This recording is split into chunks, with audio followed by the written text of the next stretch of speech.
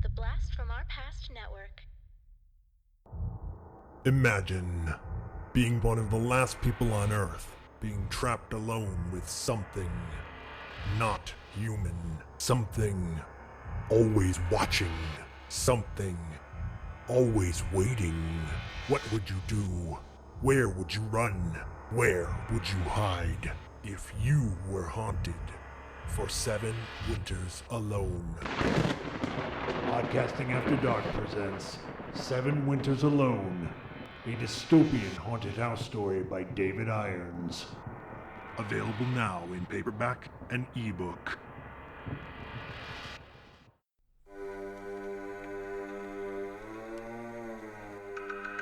Podcasting After Dark presents TV Obscura, a deep dive into underrated and unknown television shows from our youth.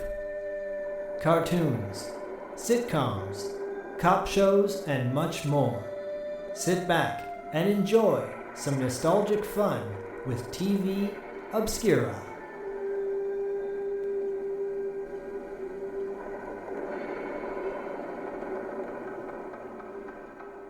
What's up, everybody? Welcome to another exciting episode of Podcasting After Dark presents TV Obscura. I am 1/3 of the TV Obscura team, Corey, aka Sleazy C, joined with me, as always, my brothers from other mothers, that was hard to say, Zach, the Total Snackhead Shaver, and Diallo, the Armageddon Jackson. What's up, boys? Just call me Zachary Fox for the rest of the episode. Oh, yeah. I'm Zachary Fox. That's very appropriate. That's very appropriate. Diallo, can I call you Hercules? Oh, yeah. Hercules. Hercules. And we're going to call Corey Primus for the rest of the episode. Nice. There we go. That way I can sing Gerald was a race car driver, never drove so goddamn fast. Never did get no checkered flag, but never did come in last. Oh my God. Ooh, hey. Yeah. So, guys and gals, Primus, eh? There we go. Jack and Coke.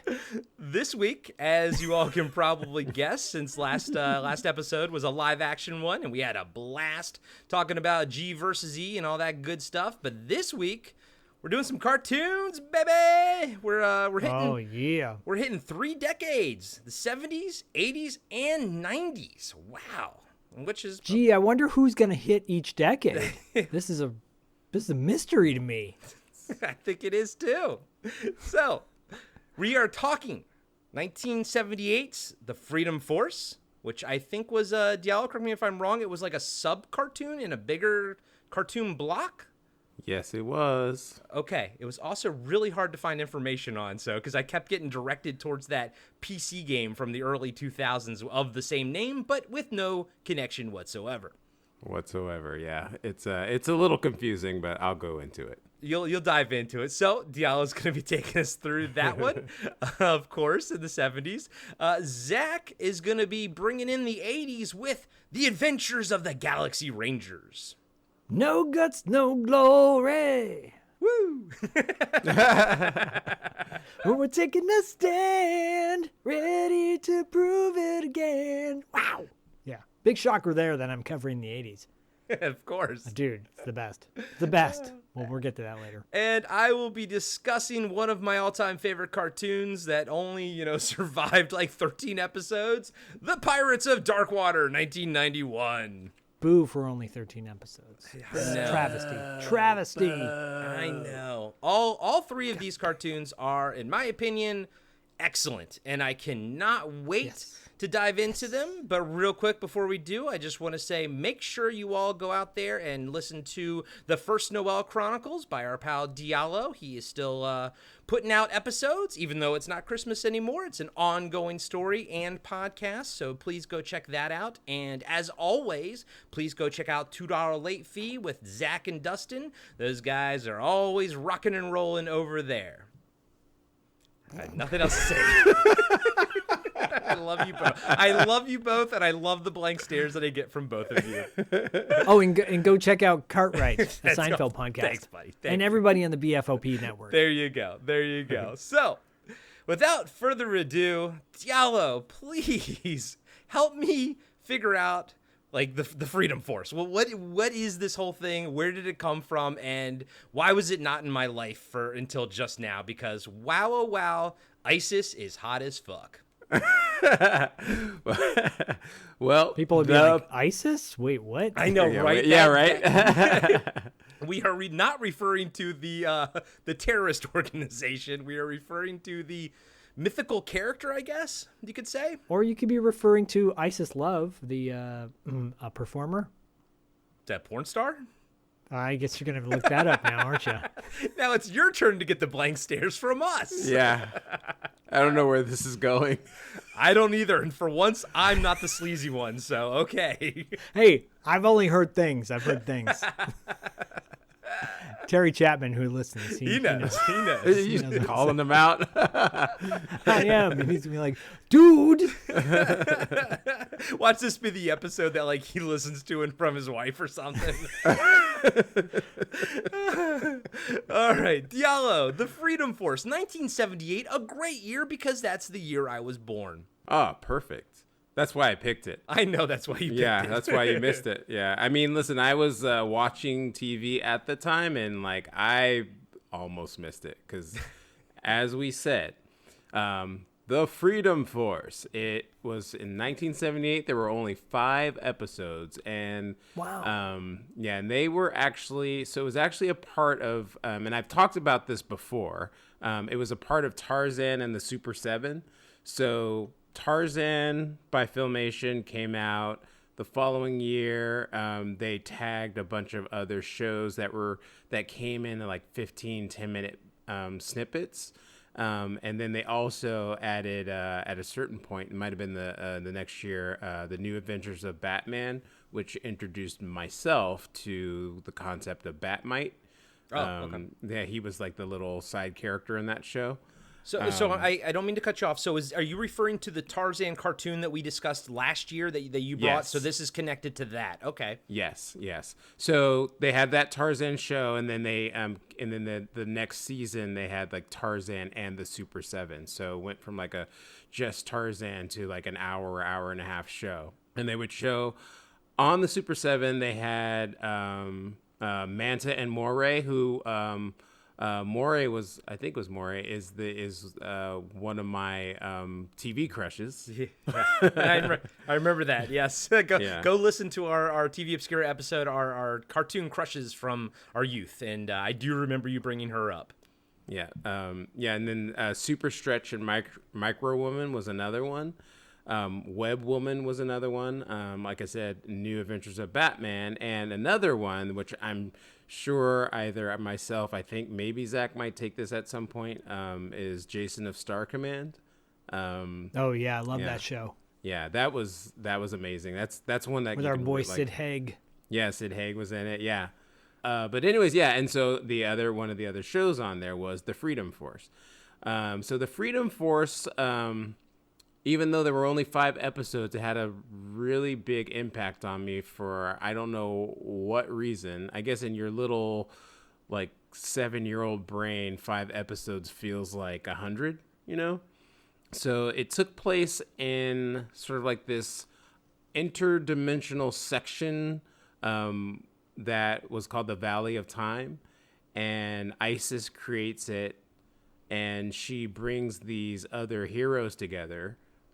So it's Merlin, Sinbad, Hercules, and another character called the Super Samurai, who, like, in my opinion, I remember as kids, he was sort of like the breakout star of the show. Like, all of us kids really loved to pretend to be Super Samurai. Badass. Yeah. And another little look, I think a little bit of history behind it. Obviously, Filmation made the show. Filmation also made live action Shazam, and a spin-off from live action Shazam was The Mighty Isis.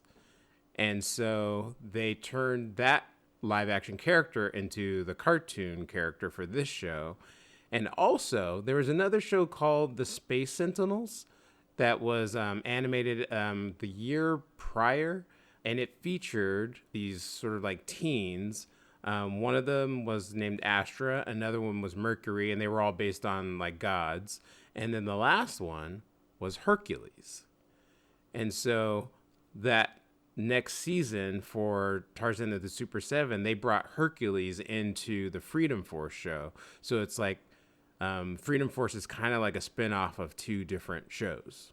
So yeah, it was voiced by, it's actually kind of funny, Michael Bell, who, he played Grouchy Smurf, Lance and Sven from Voltron, but most notably, he did Duke from G.I. Joe.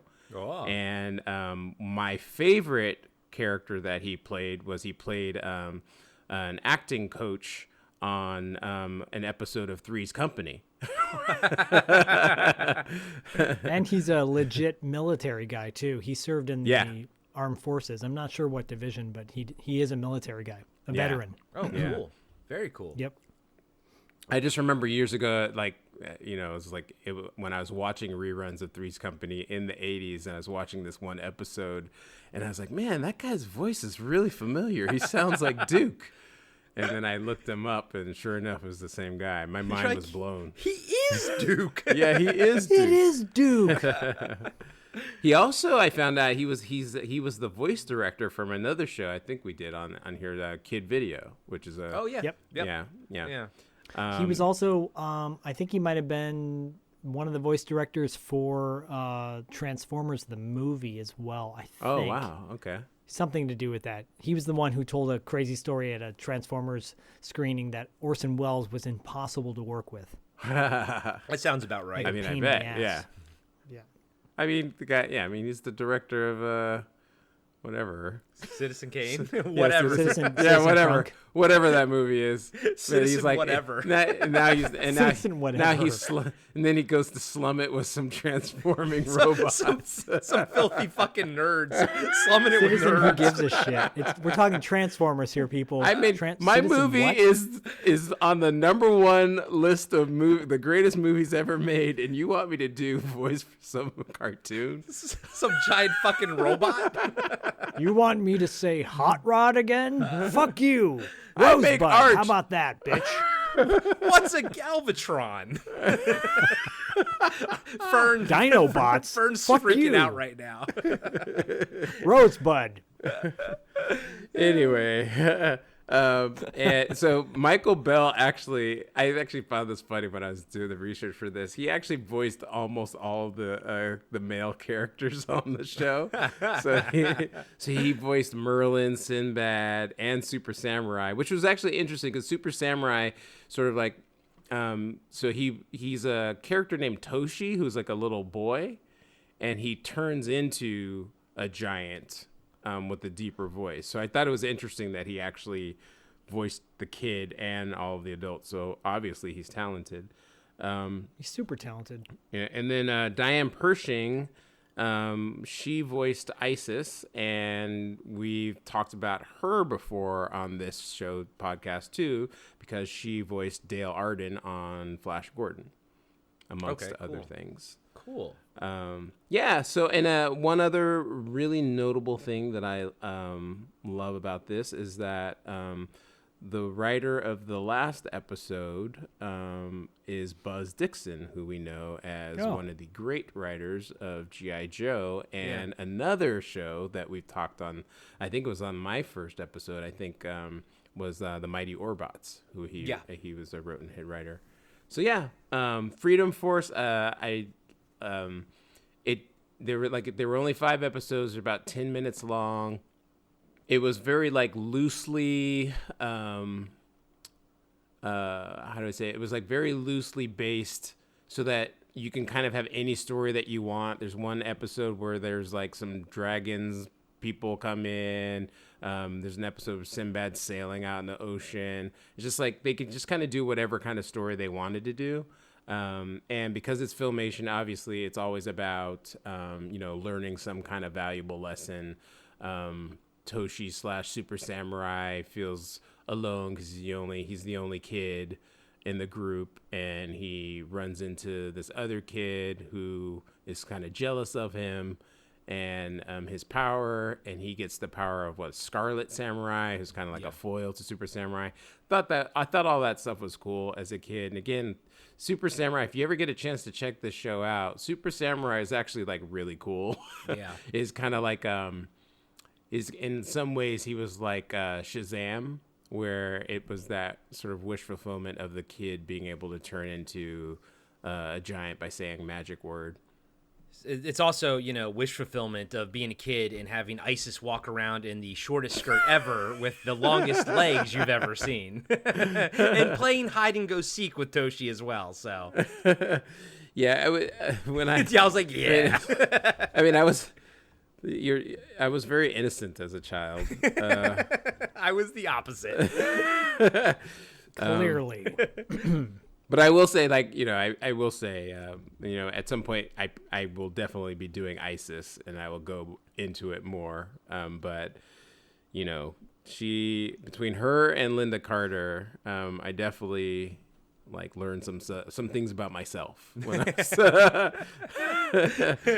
And Aaron Gray on Buck Rogers. yes, and Aaron Gray, Oh, yeah. I was a big Aaron Gray fan too. Oh yeah. And the other woman on that show, on Buck Rogers, the queen, she was hot. Yeah, Oh, Queen yeah. Ardala. Yeah, she was on another show that I keep thinking of doing is she was on Matt Houston. Pamela. Oh, yeah. Yes, that's right. What's her name? Pamela Hensley, I think. Yeah, we gotta do Matt Houston. I Yeah. love me some Lee Horsley. Yeah, Yeah. we've been talking about Matt Houston for a while. I think it was ever since the Voyagers episode we've been talking about doing that one. I got an Yeah. idea. We could do shows set in Texas, because I'll do Houston Nights with Michael Pare and Michael Beck. There you go. Nice. And then Corey, you could do some Texas show. Walker, Texas fucking Ranger? Fuck that. Fucking Texas. We'll figure it out. Well, I like it though. That's a good idea though. Friday Night Lights is a little too. Too mainstream. Friday Night Lights is a little too mainstream, but that's Now, Corey, that would that's be your on task: is to find a show that has either an actor from Texas or it's centered in Texas or something. Well, yeah, or I can just take Dynasty and then the show that killed every single one of our TV Obscura shows. Or Dallas. there you Or go. it was Dallas. It was Dallas. Yeah. Yeah. Or a character who wears a cowboy hat throughout. How about that? Oh shit! I already did Briscoe County Jr. God damn it! Do it again. Do it again. Hey, I got no problem with that at all. People don't listen to episodes twice. Yeah.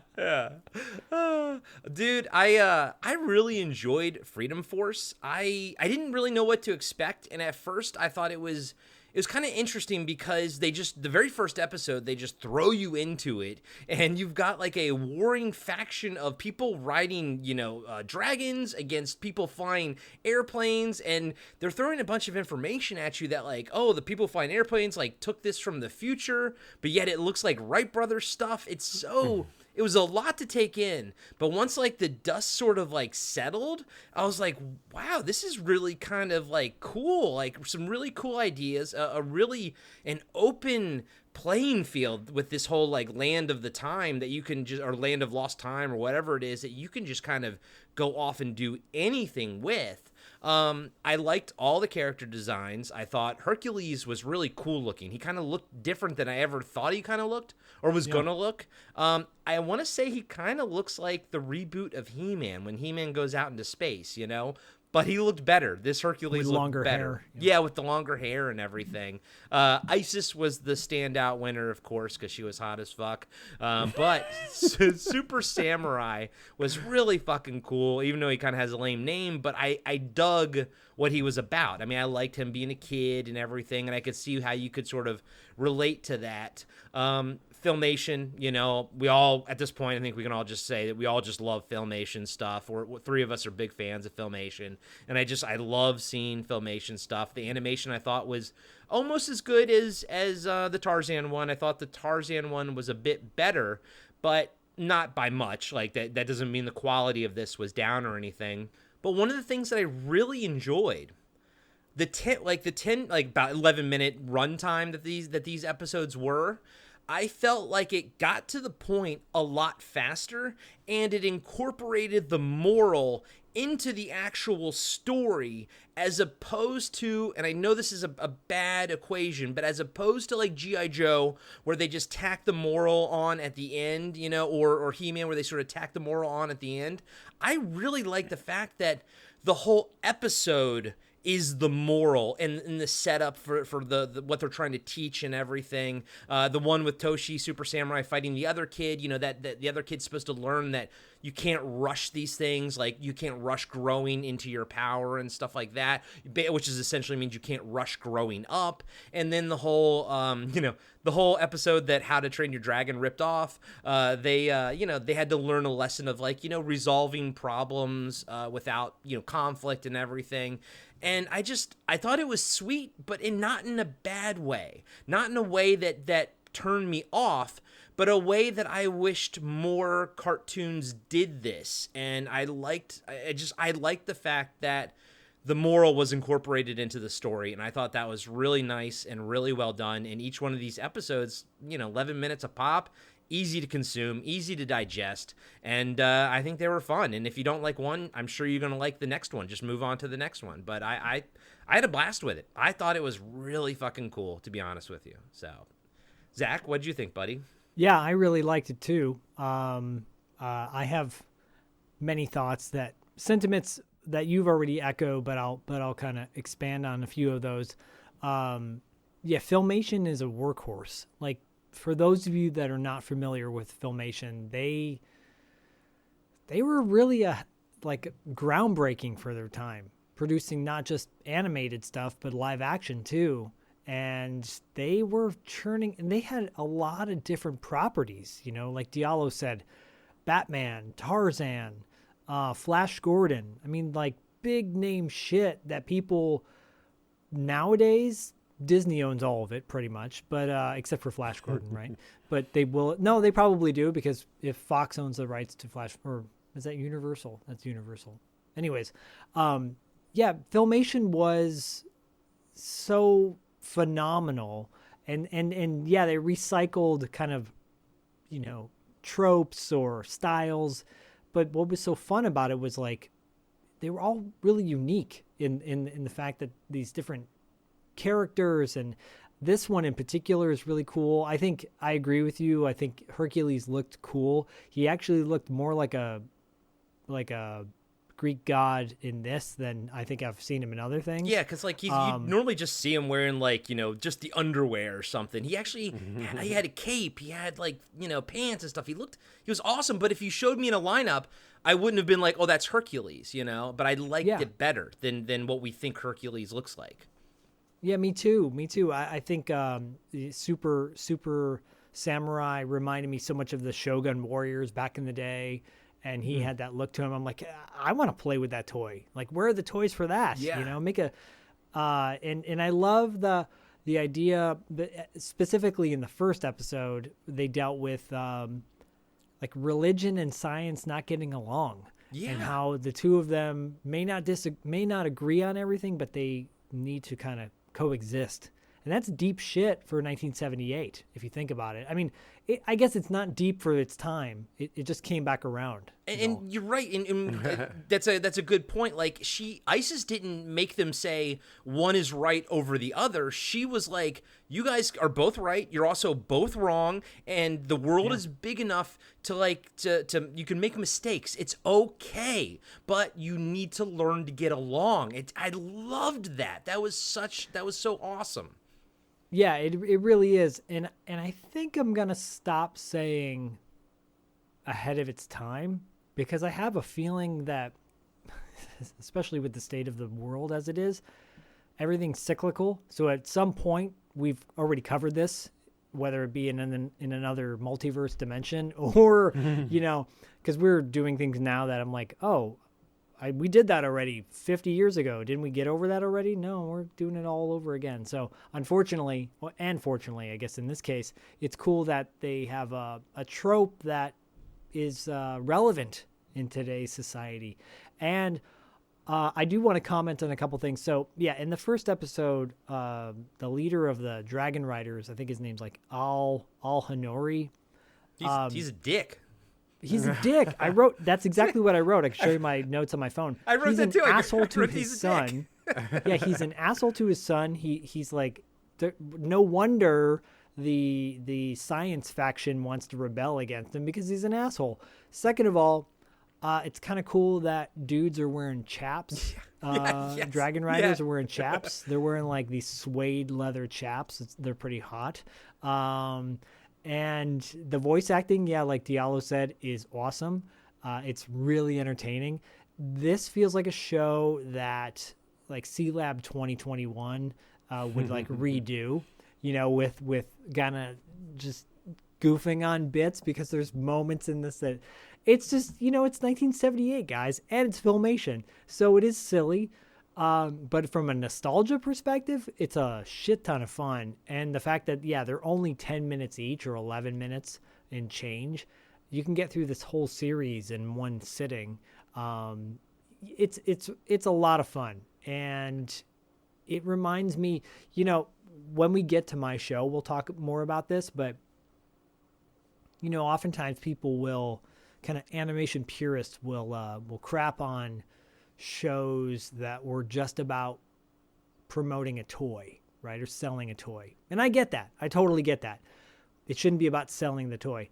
But for a little kid watching a show like this, I don't know one kid that wouldn't want to hold the toys in their hands and play out the scenes while this is going down. I mean, that's the fun part of watching cartoons when you're a kid, is like reenacting this shit. So, Zach, I wish they had a toy line for it, is what I'm saying. You just unlocked a memory as you were talking about the toys. I you're welcome. totally forgot about this. Did you get total recalled? Yeah, like literally was like, I watched all the episodes and, like was prepping for this. And when you were talking about the toys, I totally forgot. So I used to have that back in the 70s. I had that like the larger version. I had like a Chewbacca, Han Solo, and Luke Skywalker. I think they were 12 inches. Yeah. And My brother had those. And I made that. I remember I made that Luke Skywalker into Hercules. I totally forgot about that. Yeah. Oh, cool. Yeah. So like, I took his shirt off. And I remember I had I don't know what it was, like some kind of fabric softener sheets but they were really kind of fluffy, and I made it into the blue cape that he had. There you go. Yeah, I totally forgot about that. So you were just talking about that now. Oh, that's awesome. That's Yeah. awesome. Yeah, see, that's the whole point.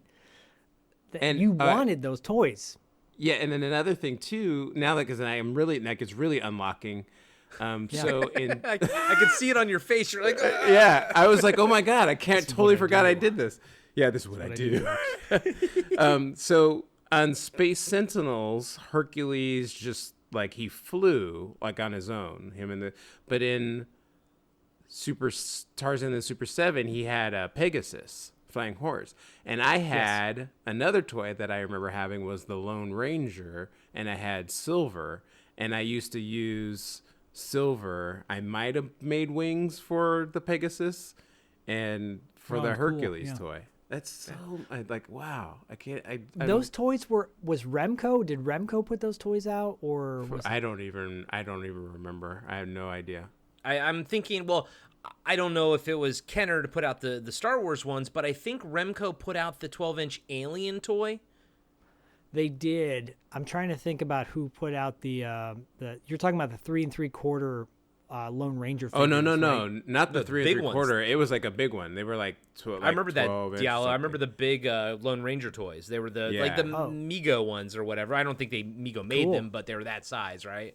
Yeah, they were about the same size as I think as like the those larger Star Wars figures. Wow, cool. I remember they did have the smaller the smaller ones. I do remember those. Those were great. And I think those were like Remco. Like you said, I believe. Yeah. But I think they were. Yeah. Anyways, that I just like as you were talking, I totally like, wow. Oh yeah. I unlocked it. Achievement unlocked. Well, yeah. So I mean, at the end of the day, this show, in particular is probably the most like nostalgic from a young kid's perspective. Like Saturday morning cartoon, this is the warm-up show before you hit, you get into the real like darker stuff, because it's light. There's a happy ending. I miss Filmation moral messages at the end. I love it. I wish they did this. I wish, I'm sure there are shows out there that do this, but I just like that, in today's episode, you reflected on blah, blah, blah, blah, blah. But this all wrapped it up in 10 minutes. So, I'm a fan. Yeah. I never watched it before this, but I will now. Yeah. Another thing, Zach, that you were talking about, like with the messages and having all of the sort of like the morals going throughout the episode. I had a similar thought when I was watching them a few days ago, because as I was watching them, and I think I've expressed this on this podcast before, how it always makes me laugh, not funny laugh today, when people complain about things being quote unquote woke, or whatever their complaint is about inclusion. I'm watching these shows because I'm always remembering, like, we watched the same, like some of the people that I grew up with are complaining about that stuff, but I'm like, we watched the same thing in the 70s and 80s. This show Space Sentinels had a black woman that was one of the gods. This show literally was teaching you all the kind messages and the ways to be a good member of society, and yet somehow they forgot about it or didn't pick up on that. I don't know what it is, but when they, like you said, it turns, like maybe it comes full circle, and now they're acting like they're surprised that there's a black stormtrooper or something. It's the worst thing that could ever happen in the world, but this is stuff that has continuously gone on for decades. It's been here all along. Yeah. It's been here all along. I think just, certain people get on a soapbox and they go, well, no, that person's annoying, so I don't want to, that they made a bad name for everybody or whatever. It's all been out there. Yeah, I mean, it's mind-boggling. It's all cyclical. Yeah, it's cyclical. It all goes in waves. Which means we're gonna have Filmation's gonna come back around. And thank you. Yeah, and we're gonna get awesome shows like this again, because I think there is so much room in this world for a show like this now. Even if it's just on like a web series or something, God, I would just love show animation styles like this to come back, and messages like this to come back. Zach, I'm with you. I never watched it before now. I never heard about it before now. I absolutely loved it. I loved it so much. And it's because it warmed my cold, dead heart. That's why I loved it. There specifically, like in the episode where Toshi, has his friend gets the Scarlet Samurai. His friend is talking to his dad, and he goes to his dad. He goes, "Father, is there some magic that can make me big and strong?" And his dad goes, "Yes, time." And I was like, that's so fucking awesome. Like, that's such a, you know what I mean? And like, steroids. it's just don't grow up so quickly, like you'll get there. Just slow down. And again, I think I love the fact that the morals and the message was built into the story itself. And I think that this show would just holds up well now. It still holds up, and I think you can be happy showing it to your kid, and I think you can feel, secure in knowing that they'll get a good product visually and they'll get a moral message. Diallo, my only question is, at this point, are all these characters essentially public domain at this point, or does a company own them? Does someone own Hercules and Sinbad and stuff like that? Well, so I think whoever I don't know if Filmation is, Zach probably knows, if they're still an entity, they own the version. Whoever owns the rights owns the version of this.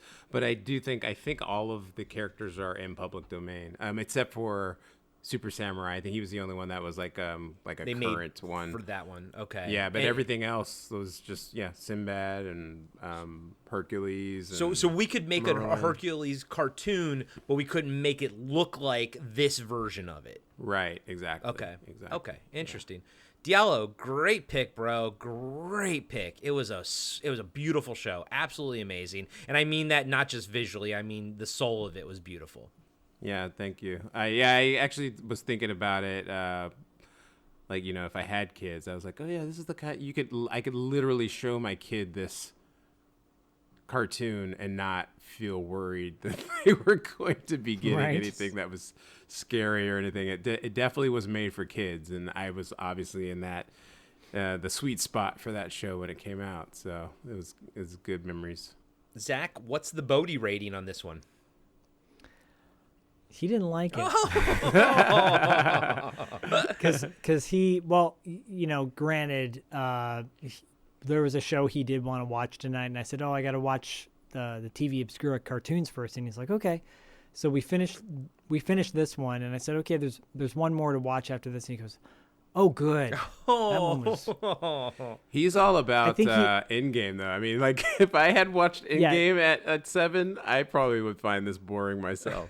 Yeah, this is a kid who's stimulated right now. Well, I mean, look, but he's a retro kid too, so he's a retro kid in the sense that he loves G.I. Joe again, thank the gods. So we're knee deep in G.I. Joe. I think G.I. Joe is as far back as he wants to go right now. But on the Bodhi rating, he didn't give me a number on this one, but I'm gonna say probably a 3. Okay.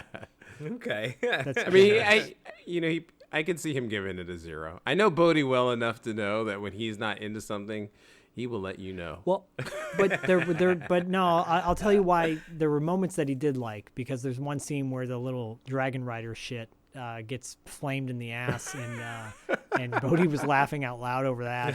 He did like the Super Samurai character. He thought that was cool. And, you know, the martial arts aspect to it, you know, deflecting your opponent and not, you know, using their size against your size, basically. And just because someone's bigger than you doesn't mean they're better than you. He can relate to all that stuff. Yeah. So that'll knock it up a few notches. So there you go. Okay. 2.5. 2.5. Hey everybody, Corey here. I just wanted to let you know that we'll be right back after these short messages. On the winter solstice, when the lasting darkness threatens to descend upon the land of Atalan once united, Magi in training, Wilt Gairn, and his shepherd, warrior in training, Bredain Adair, must find an ancient lost weapon before the ultimate ancient evil returns to the world of Eos. Hi there, I'm Diallo Jackson, writer of the First Noel's Chronicle podcast. The First Noel is an epic, family-friendly adventure told in serialized form. Think of it as Lord of the Rings meets, well, Christmas. Join us each week for the next thrilling chapter of The First Noel, now available on Apple Podcasts, Spotify, Audible, and all major podcasting apps, as well as Kindle Vella if you want to take a read. Thanks, and see you in Atalan. The Winter Tell is almost here.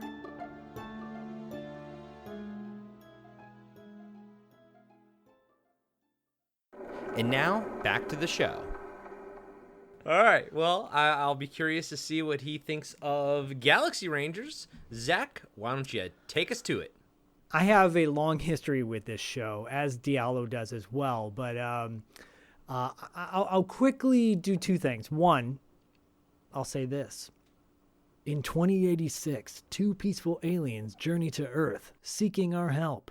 In return, they gave us the plans for our first hyperdrive, allowing mankind to open the door to the stars. We have assembled a team of unique individuals to protect Earth and our allies. Courageous pioneers committed to the highest ideals of justice and dedicated to preserving law and order across the new frontier. These are the adventures of the Galaxy Rangers.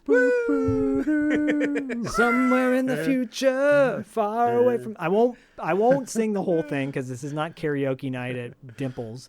However, callback to back in the day, Dimples, great karaoke bar in Burbank. The song of the Galaxy Rangers is quite possibly...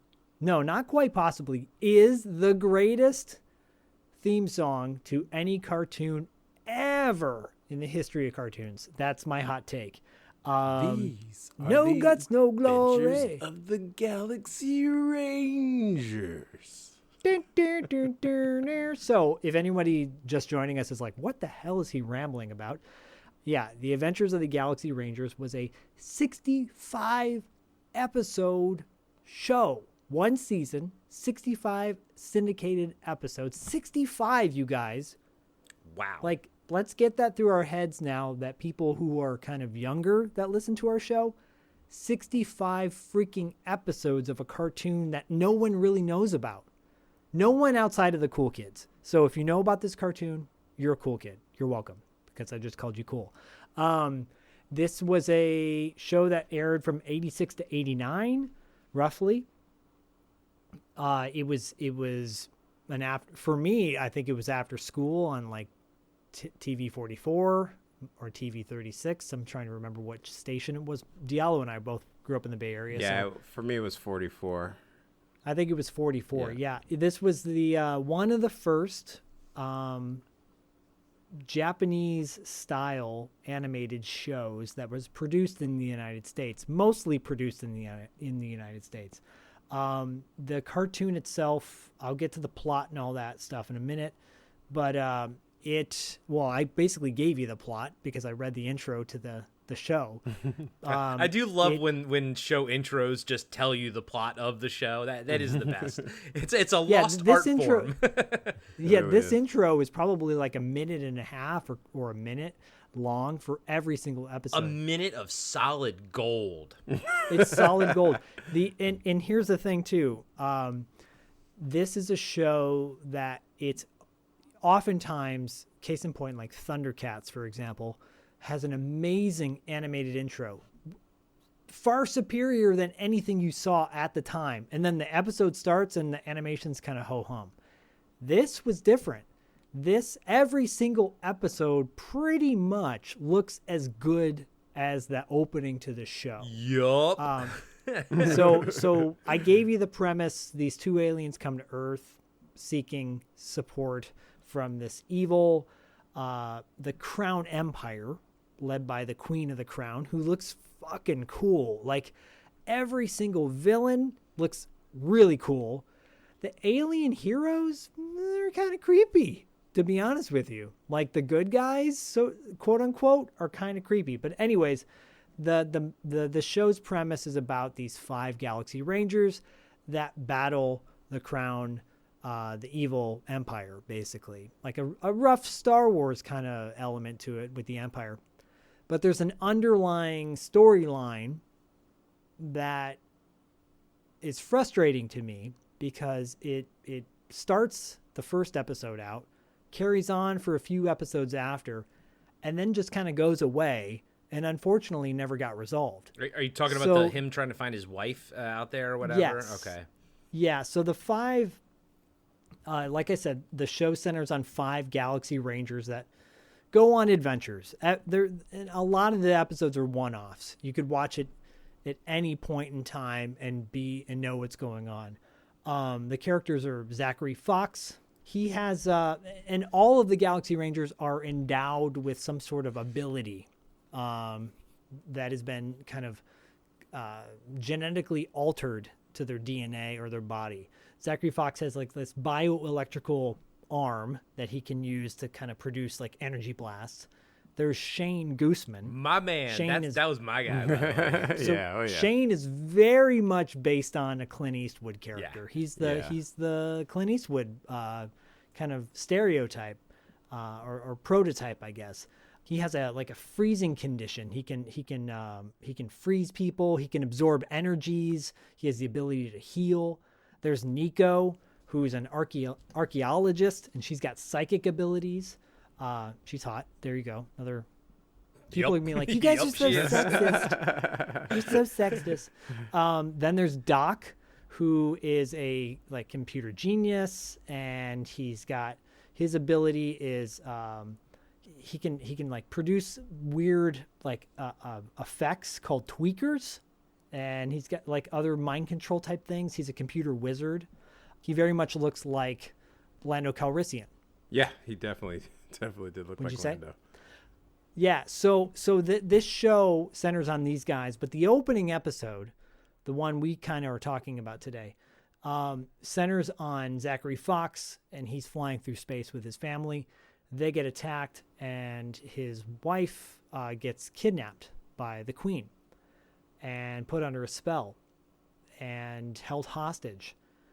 And that's kind of the premise for the next several episodes, where his character goes out searching for his wife, but aligned with the Galaxy Rangers, right? And they go on adventures. They go to different planets. They encounter different bad guys, good guys, but then they have to. But there's this constant theme of trying to get his wife back. Unfortunately, that storyline never got completed. It just petered out. And you'd think after 65 episodes they would have figured this out, but they never did, which is really a bummer. In between that bummer is the fact that Zachary Fox is voiced by Jerry Orbach, who many people will know from Dirty Dancing and Law and Order, right? The guy is a legend. And one of the faults, I think, and it's because maybe it may have something to do with it being, a Japanese animation produced show, is the voice acting it's not as effective as I think it could be. The emotions are sometimes flat when they deliver lines, but that could be it reminds me in some ways of like Robotech in that sense. They do incorporate like computer animation in scenes, which is really cool. It was one of the first shows to ever really do that, to kind of push that envelope of like, okay, we're going to do some computer digital effects as well. It's also got a level of violence that seems more intense, I think, for its time. Yeah. Like 1986, we're talking G.I. Joe was still popular at this time. People were not getting killed. You don't see people get killed per se, but I think it's implied that a lot of the aliens and characters do blow up and die. Yeah, and some of them get like knocked out into space and no one picks them up, so I'm assuming they die. Still there. This isn't Dark Star. They're not going to surf to a planet. Exactly. If you haven't listened to our Dark Star episode, go check out our Patreon exclusive Carpenter deep dive on patreon.com/podcastingafterdark. Thank you. Go check that out. Anyways, as I was saying, there's lots of really cool characters on the show. The animation is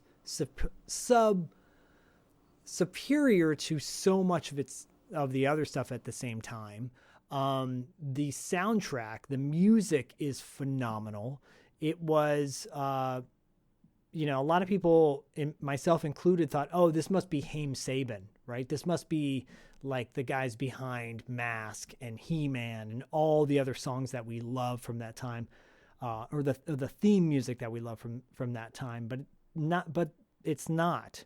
The people that did this music were Phil Goldstone and John Van Tongeren. Sounds like a Dr. Van Ostren? Yeah. Phil Goldstone, just fun fact, the guy who did the music for this show, he went on to do the music for movies like Speed, for example.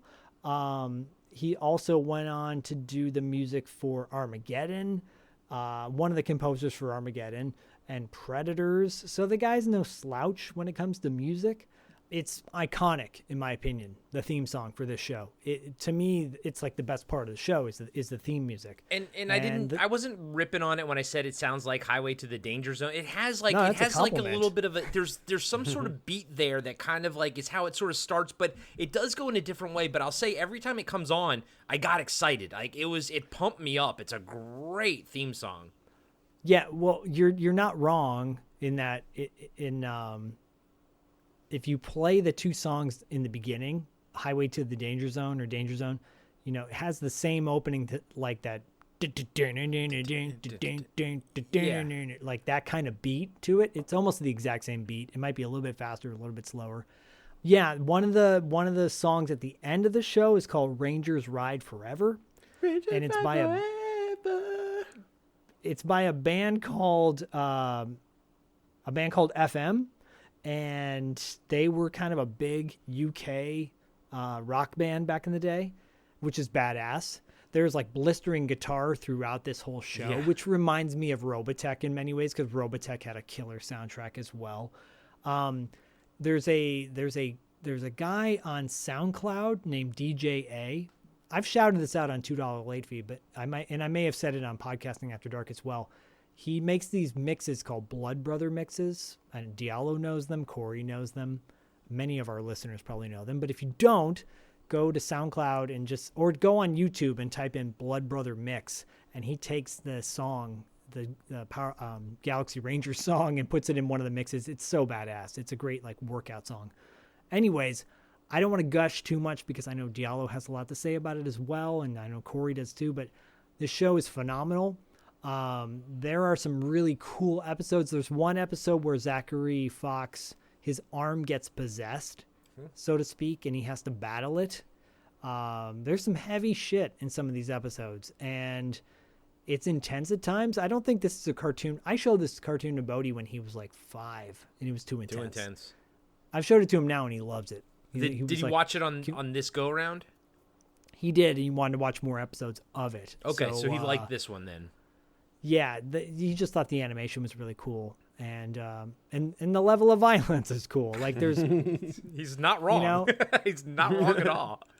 The Galaxy Rangers are badass, and they ride these cool mechanical horses. Yeah. That talk as well, and there's a level of humor throughout that's really good. In the first episode where the pirate captain spits out his coffee, and like there's like this like comms officer that he's always talking to, and this comms officer's got like a green alien head. By the way, all the pirate aliens were so fantastically designed. It was amazing. But every time they cut back to the comms officer, he's just normal green-headed guy. But there's one time where the fucking pirate captain spits out his coffee. They cut to the comms officer. He's wearing this like umbrella hat, and there's like spit like falling on him. No one calls it out. You know what I mean? I was like, that's fucking really funny. That's cool right there. Yeah. That's really funny. And the computer on Zachary Fox's ship in the first episode its name's GV, and he calls Zachary Fox's wife Toots at one part. It's like, hang on, Toots. Like, man, this is like not different time, baby. Different times, yeah. but funny. I love this show. You can watch all the episodes on YouTube. You can buy the box set. I think it's on Amazon. If not, it's available on eBay. But shit, just watch it on YouTube if you want to. And it lives on to today. I would say for a show that has 65 episodes, it's still fairly obscure. Yeah, no, and that's funny that you mentioned that, because I had a Diallo moment, the moment that was just on air about 30 minutes ago, where Diallo he got total recalled. And I had that same moment when we were talking on our text thread, as we're wont to do, about what we're going to record next and everything. And Zach sent this over, and it's just like, I'm just sitting there in my chair, just like going, like just all the memories are flooding back to me. And I'm like, I haven't thought of this show in like 35 years, but I loved it. I remember loving it as a kid, and I watched this episode, the Phoenix one, the first episode. Holy macaroni. The animation from beginning to end is amazing. Zach, you're 100% correct.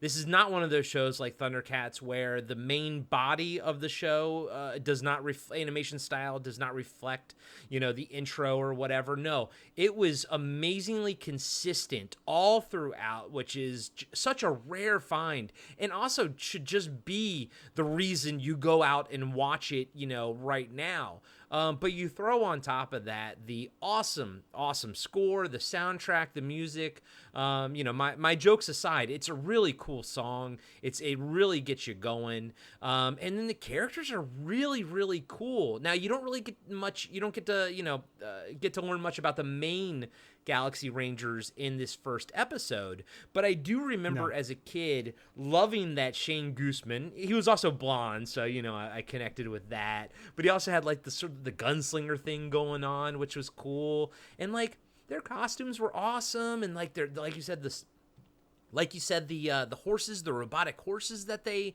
rode on, and we didn't see them in this episode, but I do vaguely remember that they also talked to and everything, and it was just wow, again, just a blast from my past.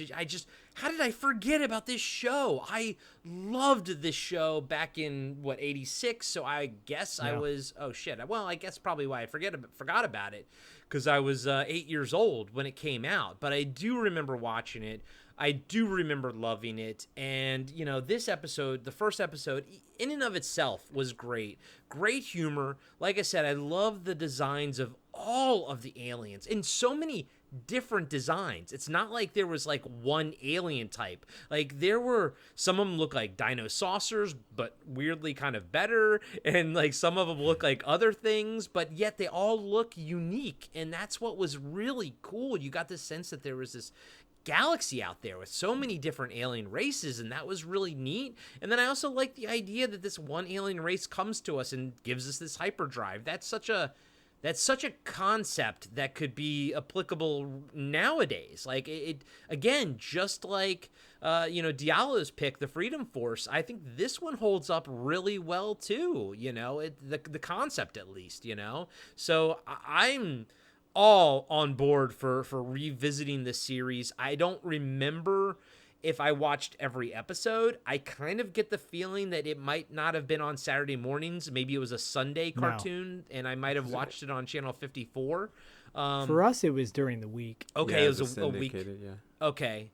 I don't remember like when I watched it, but like I said, when Zach sent that link over, just the name Galaxy Rangers, I was like, oh my God, I'm total recalling as we speak.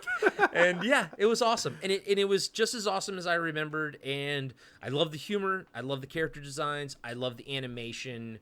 I loved everything about it. It was amazing. Before Diallo gives his thoughts, I just want to quickly touch on two things you said. One, I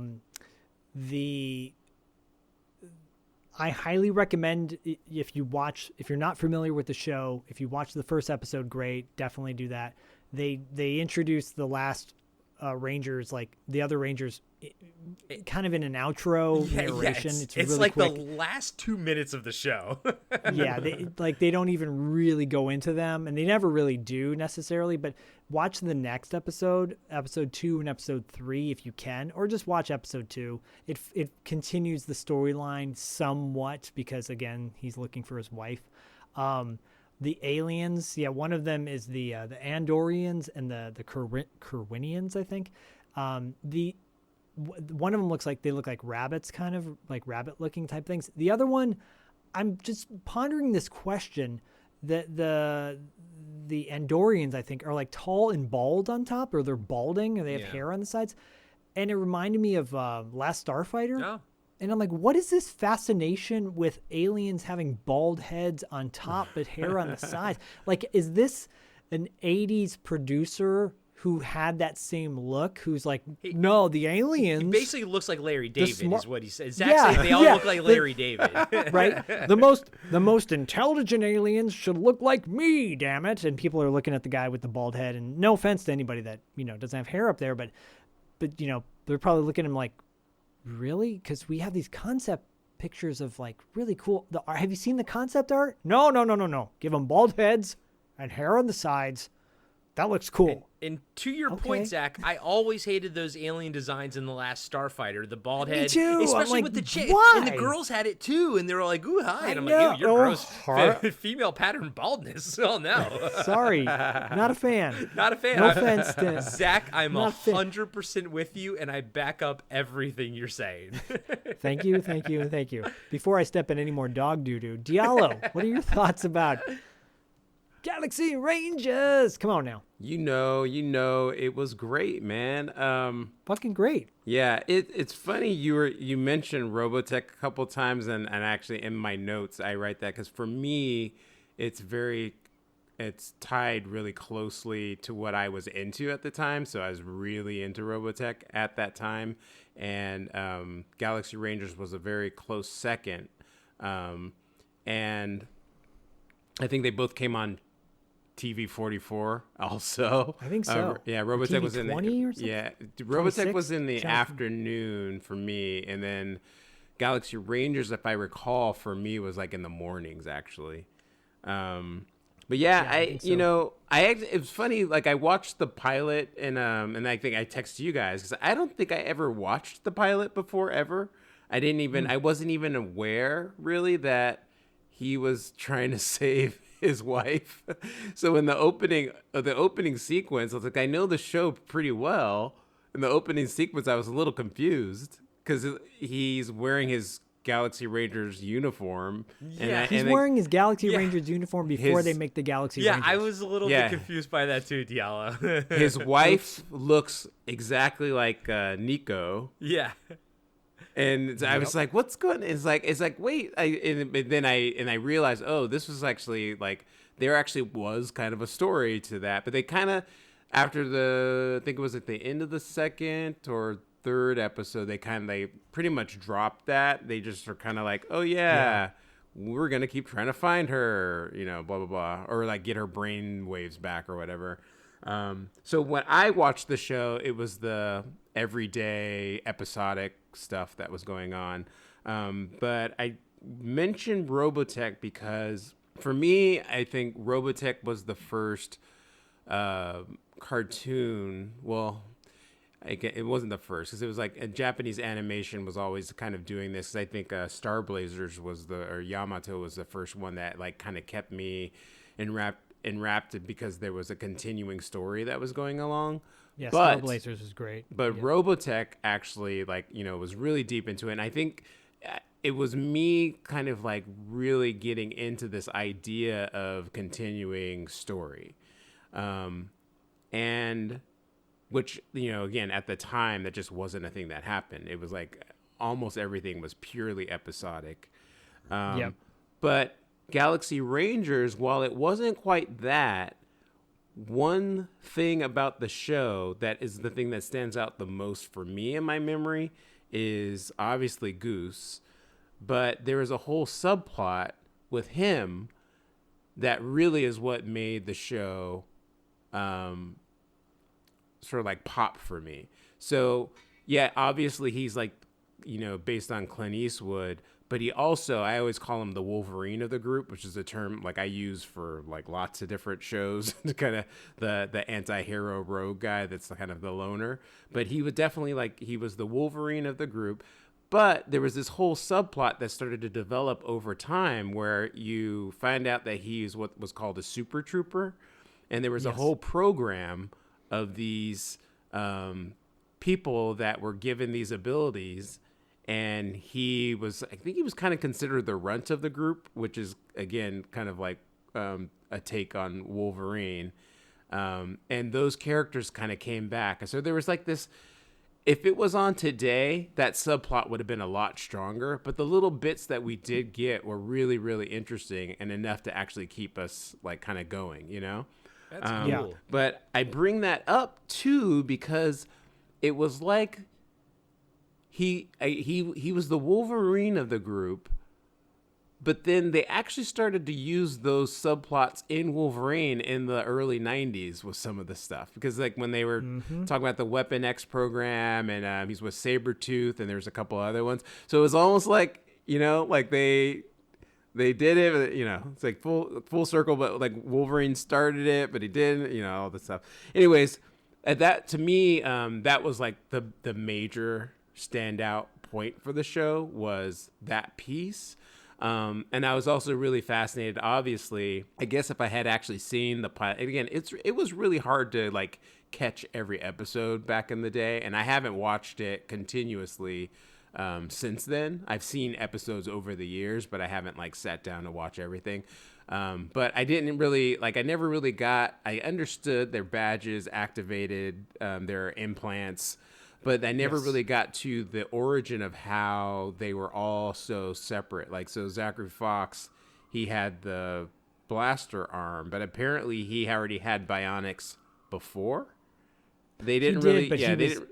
really go into. He was injured. Yeah, Yeah, because at the end of the episode, he was getting on the ship and he got shot in the arm. Like, Okay. Yeah. is that what gave him? Okay, that's why they sort of Yeah. replaced it. But I they thought just that was didn't really cool. go into it though. They Yeah. just were kind of like, "Oh, this will activate your implant." It was like, "Wait a minute, there wasn't a whole thing where he gets it." So, anyways, but I also, when I was watching the show back in the day, I liked that vagueness of them having. I didn't quite know where they all had their separate talents, I don't know. It just was very intriguing to me. Drew me in.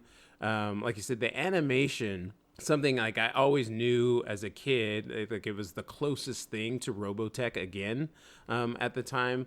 But Yep. watching it over the weekend, like again, like you guys, I was just really blown away with how in the middle of the actual episode was actually very well animated. And I've been rewatching show Bubblegum Crisis, and I mean it's actually a Japanese cartoon, but the level of detail is pretty similar to that we see in Galaxy Rangers. So yeah, it's one of those shows where, like, you know, I say it like every episode, but like, man, if they somehow did a remake of this, like, I'd be game.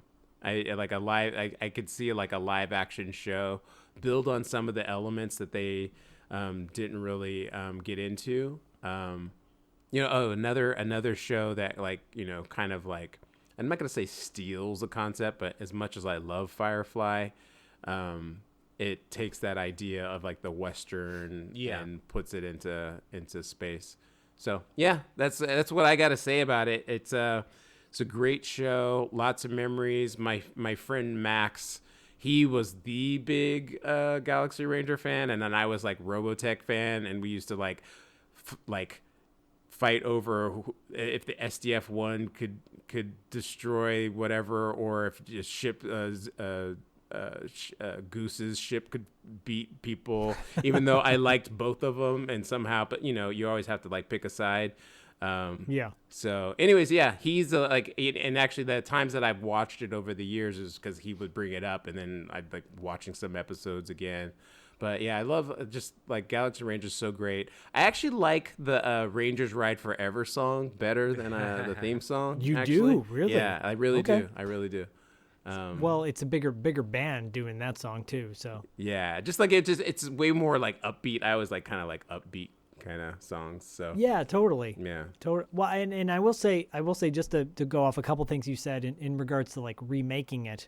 You know, if they were to update this show, my only request would be to carry on the storyline of him searching for his wife and have the Galaxy Rangers be an existing organization before they even took off in their ship. So it's already established that there's this group. Maybe he's on vacation with his wife, or you know, in this episode he's like taking two representatives of the alien factions to a meeting or something with his family along the way.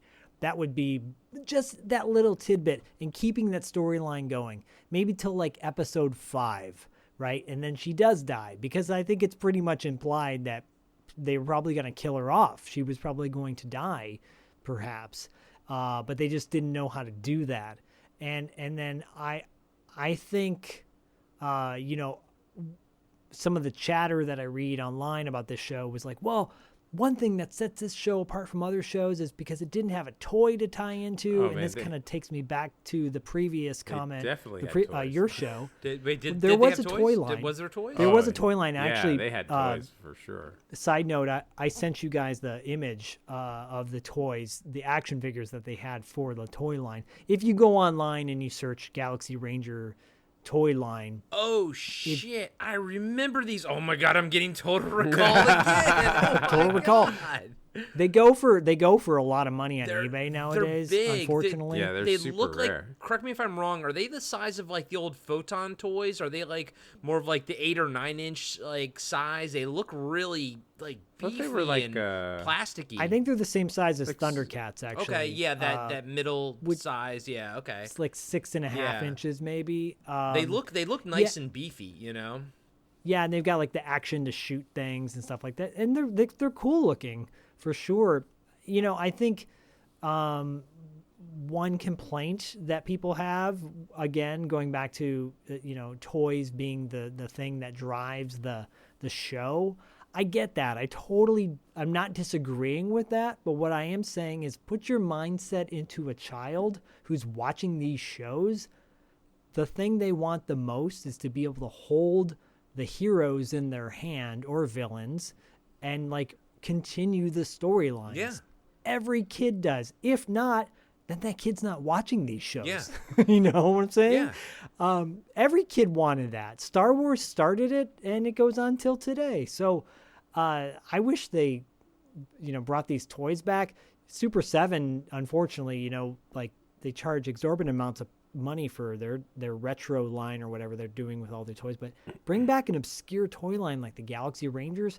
Bring the show back. Please do it. It's so good. And I'm glad you guys are in the same boat with me. Yeah, if I was a producer and I had pull, I would definitely like try to get the rights to this and like make my own version of it, because the ship designs are so cool.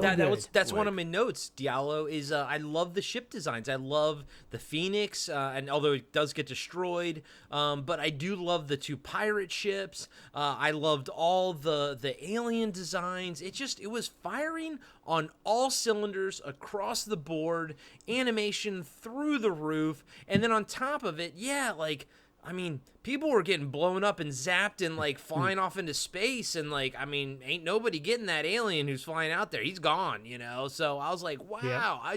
I'm watching that first episode and I'm just like, holy shit. And I was gonna ask if it had a toy line, and I didn't remember it.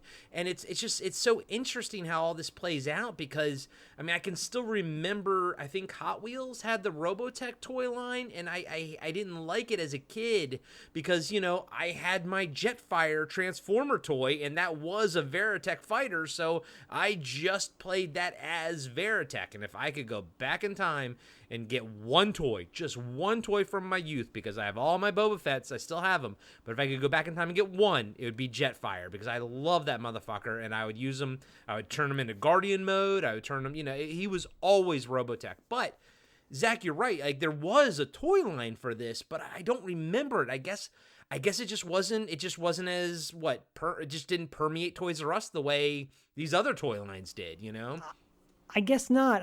You would think for a show that had 65 episodes, they would have lasted longer. Diallo just got his Jetfire toy. God damn it, I'm so jealous. I am so fucking jealous of you, Diallo.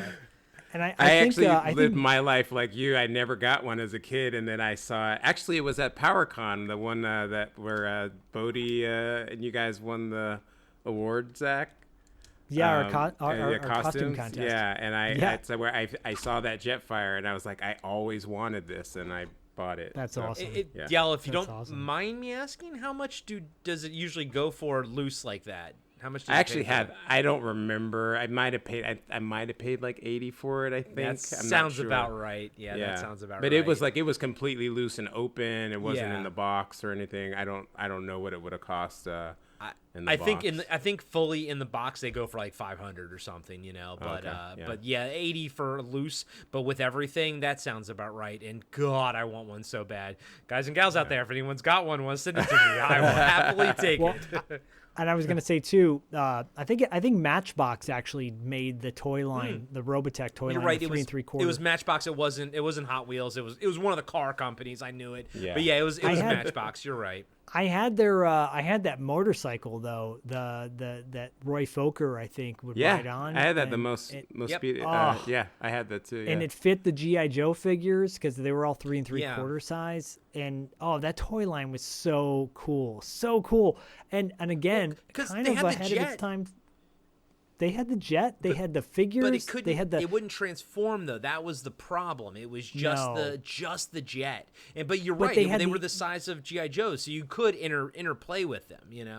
Yeah, and the aliens were bigger. Yeah, Do you remember the aliens were bigger too? And Oh, all those toys were so cool. Yeah, it's such a shame because you go on eBay and you live vicariously. But the Galaxy Ranger toy line, yeah, they had a little button in the back, the quick action draw, so that's every right. I figure remember could that. have Yep. the gun Yep. in the holster, and they come with the horses. It is so sexist. This is one thing, going back to like things that have changed between then and now.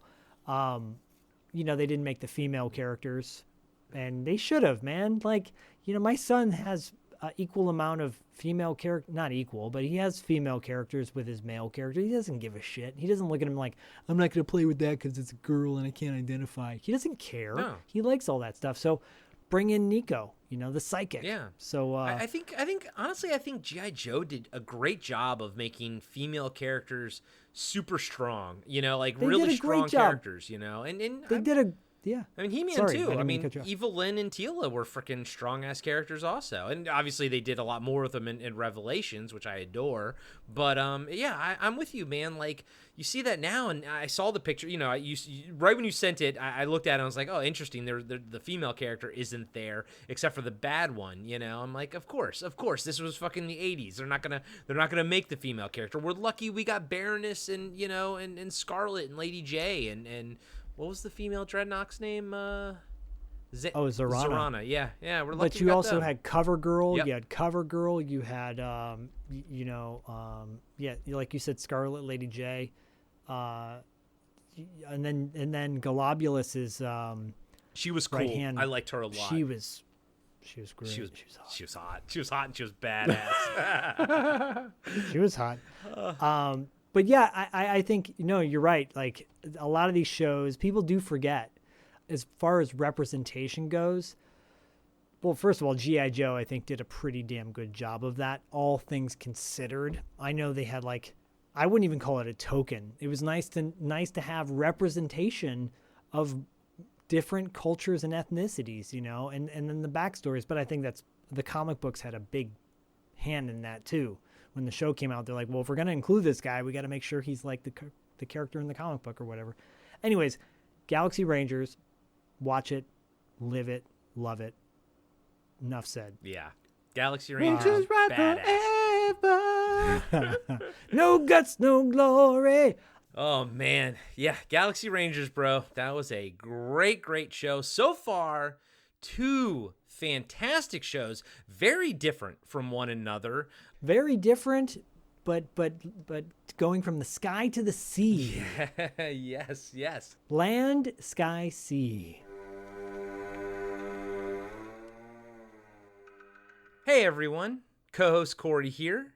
I just wanted to take a quick second and say thank you to all of our Patreon supporters. Without you, Podcasting After Dark would not be possible.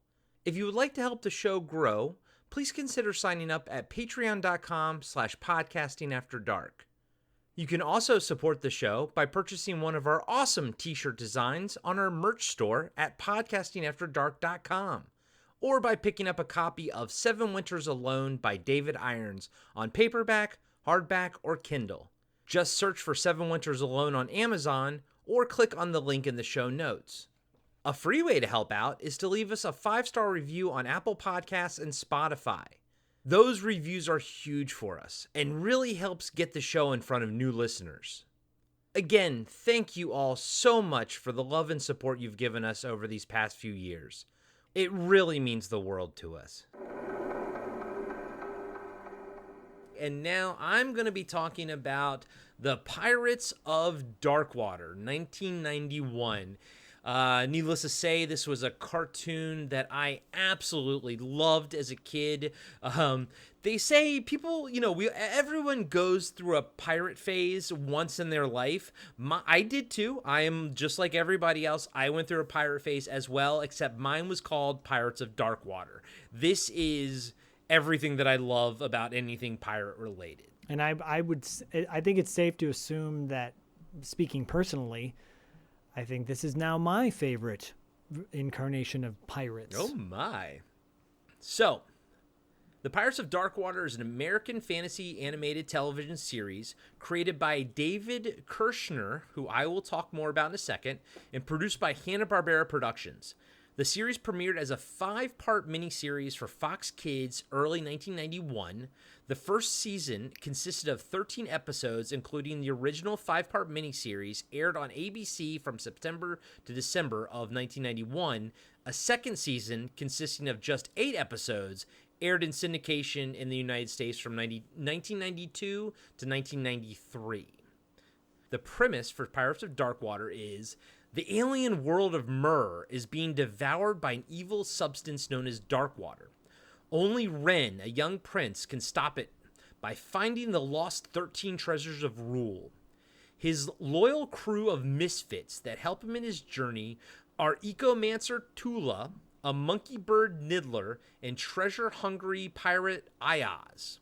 The evil pirate Lord Bloth will stop at nothing to get the treasures for himself and provides many obstacles for Ren and his crew. Now, the crew, the voices, oh my. Oh my. Oh my. Oh my. Oh my. So, we have Hector Elizondo as Ayaz. I mean, if you guys don't know who he is, he was in Pretty Woman, he was the guy, what was he, like, not the bellhop, but like the head of the hotel, I guess, the hotel manager, Yeah. right? Yep. Yeah. Yep. A lot of people know him as that. We have George Newborn plays Ren. Notably for me, he has a lot of like he's been in Scandal and stuff like that. But in Justice League and a lot of the Warner Brothers animated cartoons and Injustice, he does the voice of Superman. Really quick, Hector Elizondo was in Necessary Roughness with Scott Bakula. There you go. Yeah. There you go. Jodie Benson is Tula. She's like a voice acting goddess. Yeah, she is. Yeah. And a lot of people know her. She plays Barbie in Toy Story 3. That's kind of like one of her big ones. But yeah, she's a huge name in voice acting. She's Ariel from Little Mermaid. Yes, she is. I mean, Jesus Jesus Christ. Wait, what's that I- one? I never never- heard of that. I mean, I actually never seen that, and nor do I want to, but I wanna Ariel in be Little Mermaid. where the people are. We also- wanna see them dancing. Sorry, I'm sorry. You and Kristen can watch that show. Hey, I've seen Little Mermaid. I actually like that movie. I got no beef with Little Mermaid whatsoever. So You guys have fun with your Disney movies. I'm not a fan. we also have Frank Welker. He plays Niddler. Now, this is interesting. So he didn't originally voice Niddler. Someone else did, a Podcasting After Dark alumni, and I'll get to that in 1 second. But we do have other voices by Tim Curry, Peter Cullen, of course, Jim Cummings. These are all just like other just sort of additional voices and everything. And Richard Erdman, who, if you guys ever watched Community, he was in Community, which was actually, I mean, a great show. But he played Leonard in that show. But he's actually has a ton of voice acting roles. He's a big name in voice acting. But so many names. Dan O'Hurley, he's the right in RoboCop. He was also in Halloween 3. I just now learned that he played Grig in Last Starfighter. I never realized it was, the old man from RoboCop. Yeah. Wow, that literally just blew my mind right this second. I had no idea. But we do have some Podcast After Dark alumni. We have Pepe Serrana, who we saw in Vice Squad. And the original voice of Midler was Roddy McDowall, who we saw in Class of 1984. So what happens is, Frank Welker basically took on the voice of Niddler, and then they basically went back and replaced his voice for the previous episodes that Roddy McDowall did. So he actually did it, he redubbed the voice, essentially. And also, really quick, Brock Peters plays Bloth. Yeah. Brock Peters played Cisco's dad on Deep Space Nine. Yes. And like tremendously talented actor from way back in the day. He was in To Kill a Mockingbird, yeah. Yeah, so just wanted to point that out too. Yep. And he was the replacement for James Evans Jr. on Good Times. He started dating Florida. Oh yeah. Good Yeah. call. I mean, and there's even more people in this cast. Just go to IMDb, type in Pirates of Darkwater, and just look through it. They really pulled out all the stops, but unfortunately, this show didn't last. And they even had a comic book, they had a video game tie-in, and everything. And you know what? Toy line. Cool toy line. I had it all. I adored this show. I love this show.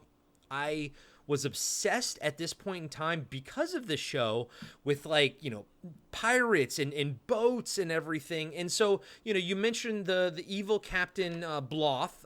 His ship is called the Maelstrom. It's this giant, it's almost like a floating city where he even has this cage, almost like a Rancor cage from Jabba the Hutt's palace, where he has these giant serpents in there and he feeds people to it. There's even sewers in his ship, because I remember one time they had to go in through the hull and kind of go through the sewers. It's so cool, and it launches other boats and everything. And then we have our main characters who they're riding in the Wraith, which is another cool ass ship. And you have it's just I don't even know where to begin. I love the designs for all the characters. It takes place on another planet, so they kind of have carte blanche to do whatever they want with it, because it's not Earth, and you have all kinds of other, you think they're alien races and everything, but I think they're all just supposed to be same inhabitants of the same planet. And even to the point in the first episode in the quest where he has to, our main character Ren has to find, basically he has to be put on his quest. He has to go find this character, and it's cool because he gets there and that character isn't a human. It's or human-esque style like he is. It's this giant, sort of monster thing. And even that guy's look, there's more than just humans care about the this planet and the where it's going and everything. And I thought that was kind of a neat little twist that they added. But for me, what I loved about it, and I think guys and gals, y'all know me pretty well out there. I know Zach and Diallo do. The world that they built here, I loved it. You could tell that they had an extensive, Bible, for this show going into it, and that's something that Diallo has taught me about. I never knew about that before Diallo. He taught me about how shows have Bibles and stuff. People write a backstory for it and everything. And this is just one of those shows where you can tell they just really thought out the world, thought out what the factions were, what the world was like, what people wanted and everything like that. And then when you visit those moments in the show, you might not get an explanation for it, but they all fit because I think the Bible was just so well constructed and well made. Now, I did say I wanted to go back to David Kirshner. So, the person that helped create this show, he produced An American Tail. He produced Hocus Pocus. He produced an amazing movie called Frailty. And if you guys have never seen that with Bill Paxton and Matthew McConaughey, it is such an amazing movie. And guess what? He also produced Child's Play in all the Child's Play movies. And so even now with the TV show, he still gets executive producer credit on it. So he is a powerhouse producer. And I think that is apparent in the cast that he pulled or they pulled for this show, because it is amazing. But the fact that it ended, it's so short. There was so much more you could have, done with it, and it could have kept going. I remember when the Genesis game came out, I rented it. It was a side scroller, but the animation was just exquisite. And then on top of it, you have this ragtag group of characters. You have Ren. He's noble. He wants to do the right thing. Then you have Ayaz, who's just he's a pirate, but of course he's gonna learn and get better. And then Tula, she's got her own motivations and everything. And then you have Niddler, which is this monkey bird. And he starts out as a bad guy. So all right, he is your typical, snarf mascot, But the difference between him and Snarf is he's not annoying as fuck like Snarf is. Snarfity snarf. And he's not like a perfectly good guy. Like he's kind of out for himself and everything, and that's Wants food. He just wants food, and I think that's really cool. Each episode they're trying to get a new treasure to kind of put everything back together. Save the realm, yada yada yada. We get no conclusion to it, but it's amazing. The first episode is amazing. Watch the first episode. If you like what you see, move on with it. Keep going with it because it's awesome. And this was the only time in my life that I was into pirates. I mean, I liked Pirates of the Caribbean. I thought that was a fun movie, but this was a point in time where I was actually into pirates, and it's because of this show. And I just love the fantasy element of it. I love the designs of everything about it. Diallo, what are your thoughts, my man? So I think I told you I had never watched the show ever. And I kind of, it's, again, I think I talked about this last week. There's like these weird shows every once in a while. I just like, I think I'm too good. Or at the time, like I'm too good for this, man. A little snooty. I think at that time, like it was 91, you said. Yeah. I was in college. Came on in the afternoons. So I didn't, like, I know we didn't have cable at that time, so I wouldn't have been able to pick it up until I was at home in the summer, and I just wasn't necessarily, I was watching more like Animaniacs or Tiny Toons in the afternoons, and that was it. I clearly remember the look and the advertising and seeing the commercials for it. There was something about it that just didn't, like, make me want to watch it. There was something about the color palette that was like, it was so vibrant and like it just was like kind of weird to me, but I also was busy doing other things, so I didn't watch it. Fast forward to last weekend, and I finally sit down to watch it, and I think I texted you, Corey, and I was like, oh my god, I've watched the opening sequence and I think I'm already in love with it. And they have it on Amazon, and I was contemplating like just getting the whole season, but then my understanding is that it just got canceled. There was never, which, like, what? Like, how? Anyways, so I probably won't do that because I don't want to get really into something and just kind of be left hanging. But I really enjoyed it. I watched the first 2 episodes. Really enjoyed it. You could really tell that sense of having built a world was there that they could expand upon.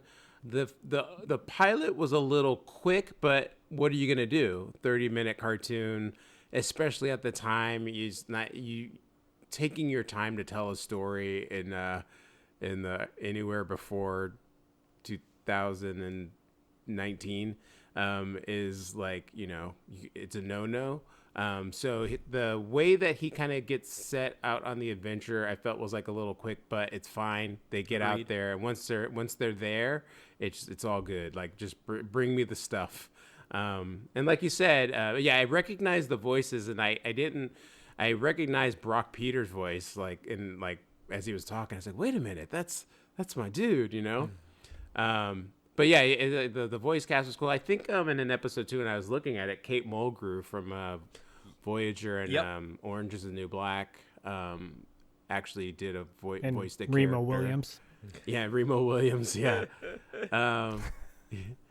Yeah. So it was cool. And again, this is another one, and I feel like there was talk of doing a movie or a live action remakes like maybe like 8-9 years ago or something. I can't remember.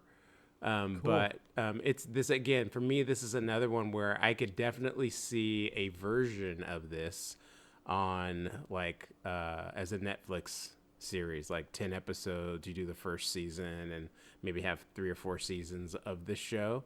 I think you could easily do that. Obviously you would alter the tone and stuff, but it was really good, really well thought out. The colors that I was repulsed by at the time actually was like what really drew me in when I watched it. I think it was because it was very saturated. I think that's the kind of like word I think of. And and I still, one thing I will say is that I still wasn't a fan of the animation so much, and putting it in the context, and we were talking about that like the 70s, 80s, and 90s show, and you can really tell that this was a 90s, early 90s cartoon because it had that kind of rubbery kind of way that they drew the characters, and like a lot of those shows, like exaggerated motions as opposed to like rotoscoping like we're used to with Filmation or something. Yeah, like their proportions and the way their perspective was always kind of weird in those shows. And it was kind of what was happening at the time. So it was what it was. And it wasn't like I wasn't watching other things that didn't do the same thing. Because I actually think like the X-Men actually did that also. So it was, it's not like neither here nor there, but it just kind of like, I think it was that along with the like the super saturated coloring that kind of like made me not watch it originally. But yeah, it's all good now. I really do want to finish the story, but like I'm kind of hesitant because I don't want to kind of get into it and then be left hanging. But yeah, good pick, man. Thanks, buddy. And Zach, before you jump in, I do want to say that one of the other things that I loved about this show as a kid, people die in it left and right. Especially the bad guys' goons and stuff. Like if you fall into the dark water, it's kind of like the Blob. It just consumes you and eats you. And I mean, even in the first episode, people were falling into like that molten water, whatever that was. It had no problem killing people. And when this show came out, I was old enough to realize how much of a big deal that was because, 91, I'd already grown up on G.I. Joe and everything. And, the famous, all the Cobra jets explode and they always jump out with the parachutes. And then, of course, it was a big deal when Duke took the serpent arrow to the chest with all the blood. But here, there was no blood, but they had no problem killing people and no problem sort of like telling you, like, this guy's dying. You know what I mean? So it's an intense show. And I've always felt, even when I was a kid and I was watching it, I felt like it was even more mature than me, like I felt like it was a more mature thing. So I thought that was really, really cool. Zach, what are your thoughts on it, buddy? Yeah, they even killed that big creature that Ren goes to see when he gets his amulet. Yeah, they killed him off. They straight up stole that ship and with no remorse. No remorse. And that becomes their ship. Like that is their ship moving forward. I was laughing at that part. Yeah, this show, I'm similar to Diallo. I passed on it back in the day. I was like either thought I was too cool for it, or at the time, I think I wanted to watch it, and then something else was on, or something turned me off. I kind of went on a little bit of a Hanna-Barbera hating phase at the time, but now I look back and like, whatever, I was too cool for school, because Hanna-Barbera was like bugging me. I felt like Hanna-Barbera was always overshadowing Filmation, and I was such a Filmation mark, where I was like, no, that company's not as good as Filmation, What did Yogi Bear do to you? Maybe that's why. And I think the fact that this show had so much going for it, the fact that it didn't move past 13 episodes is a shame, because I easily would watch this show now. I will watch all 13 episodes now. I'll dive in and watch the whole damn thing. It's a bummer because it's got so much potential. Forget Pirates of the Caribbean. Give me this shit.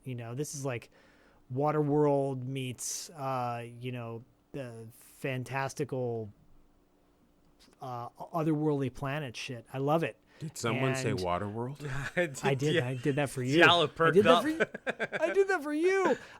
Maybe because the voice acting, because the cast was so phenomenal, maybe the show was over budget and they couldn't afford it. Who knows? The toy line was super cool, by the way. They again, they didn't have the female characters, but they had majority of all the characters, and they looked just like they did in the cartoon. I didn't play the video game, but I will now, courtesy of my RetroPie. Yeah, do you have it on there? Is it on there? Oh, it's on there. Yeah, Nice. I looked, and it's on You there. son of a bitch. You son of a bitch. Yeah, I love it. I love the darkness of it. I love that so many characters die just easily without not without explanation, but just like, they're just killing people left and right, so to speak. And it's so well done, and it looks cool. And the main character, Ren, he looks like, he's unique looking. He's not dorky looking. It is kind of funny that he's got like a Gymkhana bar inside his lighthouse in the first episode that he's doing like, I'm like, oh shit, just like Gymkhana. That's sweet. It's a bummer I missed it back in the day. But I'm glad you brought it to the table, because now I can watch the whole show. And yeah, Bodhi did like this one. I was gonna say, what was Bodhi's thoughts on this one? He loved it. He's like, this is cool. I mean, there were moments when we're like, when Ren's battling the different pirates on the stairs, and he takes the bow and arrow from one of them and starts using it, and I mean, that's all Bodhi's steez. Like, Bodhi's like super into bow and arrows and weapons and stuff like that. So he's like, oh, cool, look at, I said, what do you think? And he's like, this is good. This is really good. I go, yeah. This is good. And he's like, don't tell Uncle Diallo I gave him a 2.5 on his show. But I'm like, it's okay. It's 1978. It's okay. You get a pass. That makes me happy. I'm glad Bodhi liked this one. I can see why. I mean, it's more mature, and I think he might have tapped into that, and it's fun. It's a swashbuckling adventure, and I freaking loved it. And I'm happy to say that I think it holds up really, really well. Going into my final thoughts on all three shows, freaking Freedom Force, I thought that it's just, there's a place for that now. I really think that, you know what? No, I take that back. The world needs something like Freedom Force now. I think kids nowadays need something like that gives a moral and like has a positive message. I loved the animation of Freedom Force. I love Filmation. I think it's amazing, and I love the message that it gives. Galaxy Rangers. Oh God, that took me back. I totally forgot about that show, and I'm so happy to remember it. And as soon as we get off of this, this call tonight, this recording, before I go to bed, I'm gonna pop that on YouTube, and that's what I'm gonna fall asleep to tonight. I'm gonna watch Galaxy Rangers because I think it's amazing. And then I'm just glad you guys liked Pirates of Darkwater, and I'm glad that I felt like it held up as much as I remembered it. I thought it was awesome. If you're going to watch on YouTube, you have to pay for it. So you have to see it on Daily Motion for free. They have it there for free. But honestly, watch the first episode. I posted the links on our Patreon page for free, so you don't have to be a Patreon to see it. And I think if you like the first episode, yeah, maybe go and buy the whole thing on Amazon or something, because it's worth it. It's a damn good show. Pirates of Darkwater was, I think, ahead of its time. Actually, I think all three of these shows were ahead of its time, and I think all three of them hold up well today, and I think there's a place for all three of them today. I don't know which one's my favorite, because I love them all for different reasons, and I think they were all amazing. So thank you guys. Thank you, Diallo, for Freedom Force, and thank you, Zach, for Galaxy Rangers. Diallo, what are your thoughts, my friend, on all these three?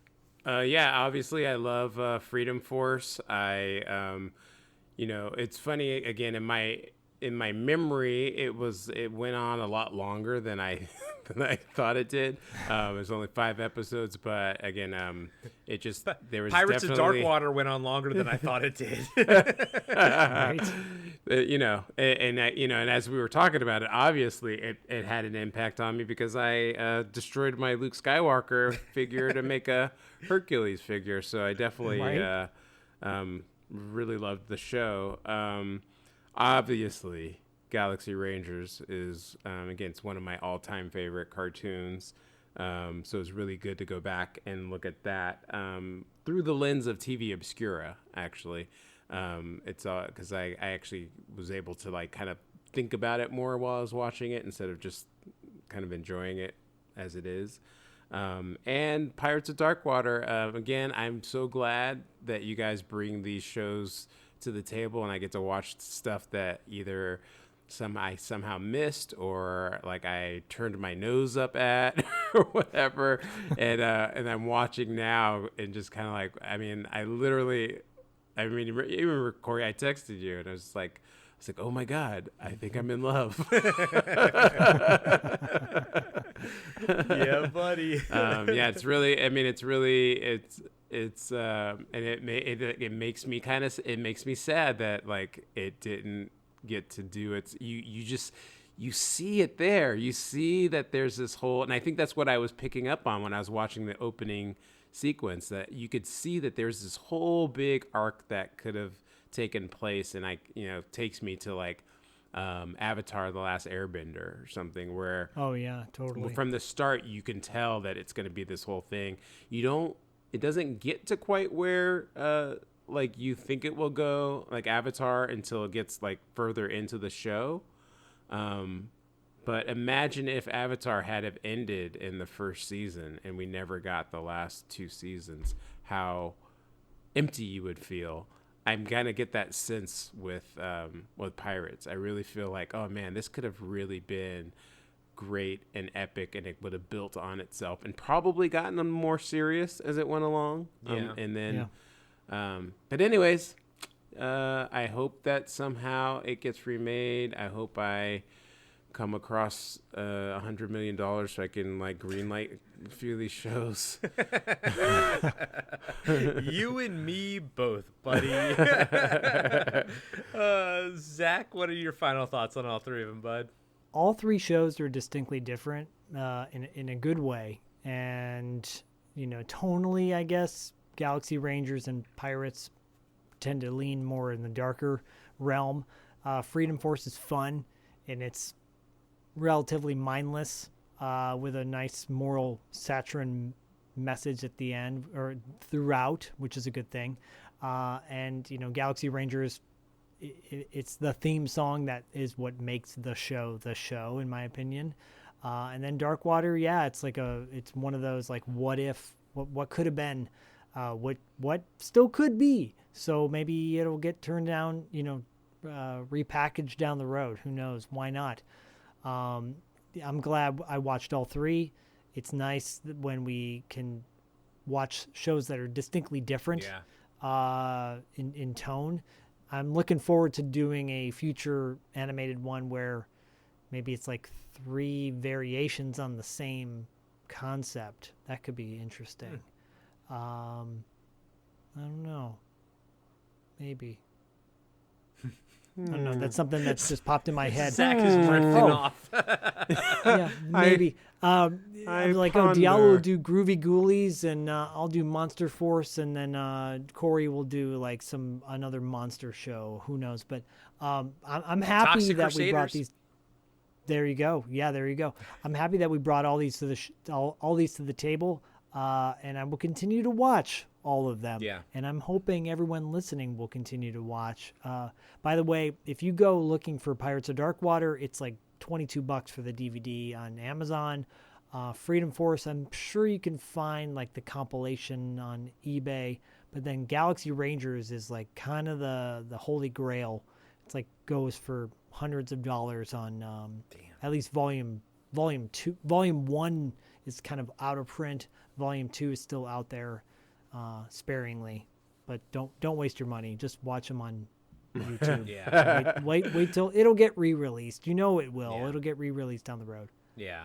No. Yeah. Check them out. Check them all out. They're all amazing. And while you're out there checking things out, why don't you check out the First Noel Chronicles? Diallo, why don't you tell us about that one, buddy?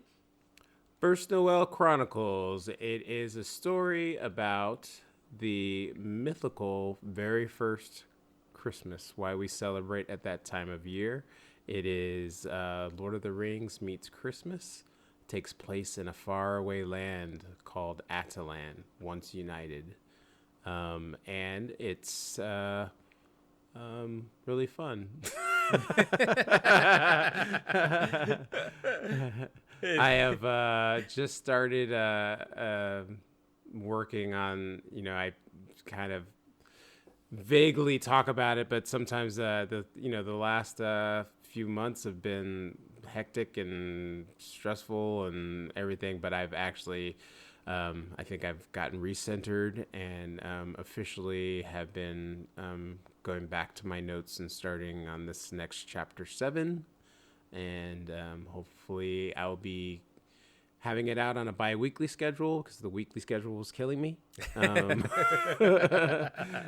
Ja feel, buddy. Ja feel. Yeah. But again, it's just like I personally love the story, and hopefully as more comes out, people will have the same love for it that I do and get to see where it goes. And yeah. And they can also read it chapter by chapter, right?